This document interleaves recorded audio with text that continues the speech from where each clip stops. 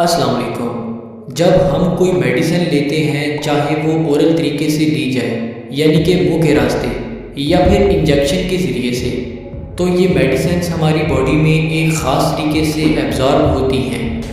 आज की इस वीडियो में हम यही जानने की कोशिश करेंगे कि मेडिकेशन हमारी बॉडी में कैसे एब्जॉर्ब होती हैं और हमें कैसे ठीक करती हैं। मेडिकेशन एब्जॉर्प्शन असल में ड्रग लेने के बाद से ब्लड में शामिल होने तक के सफ़र को कहा जाता है।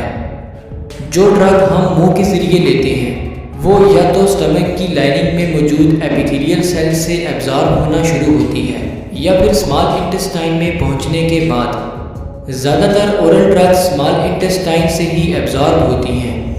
स्मॉल इंटेस्टाइन से एब्जॉर्ब होते हुए oral drug portal venous system के थ्रू सबसे पहले लिवर में पहुंचती है। यही काम लिवर ओरल ड्रग के साथ भी करता है, यानी हमारा लिवर एब्जॉर्ब हुई ड्रग को इनएक्टिव करके बाइल में रिमूव होने के लिए स्टोर कर देता है।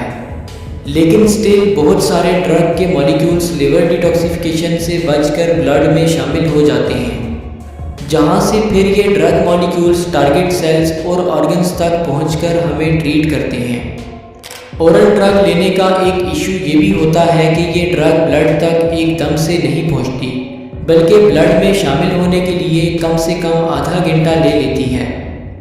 अगर ड्रग को इंजेक्शन के ज़रिए डायरेक्टली वेन्स में इंसर्ट कर दिया जाए तो इस तरह ड्रग गैस्ट्रोइंटेस्टाइनल ट्रैक्ट में जाने के बजाय डायरेक्टली ब्लड में शामिल हो जाती है, जिससे ये ड्रग ज़ाया भी नहीं होती और असर भी जल्दी करती है। इसके अलावा बाज़ ड्रग्स इंजेक्शन्स के ज़रिए मसल्स में इंजेक्ट की जाती हैं। इस किस्म के इंजेक्शन को इंट्रामस्कुलर या सबक्यूटेनियस इंजेक्शन कहा जाता है। इस तरीके से दी गई ड्रग्स मसल सेल्स में मौजूद कैपिलरीज के स्मॉल गैप से ब्लड में इंटर हो जाती हैं और फिर ट्रैवल करते हुए टारगेटेड ऑर्गन्स तक पहुँच जाती हैं।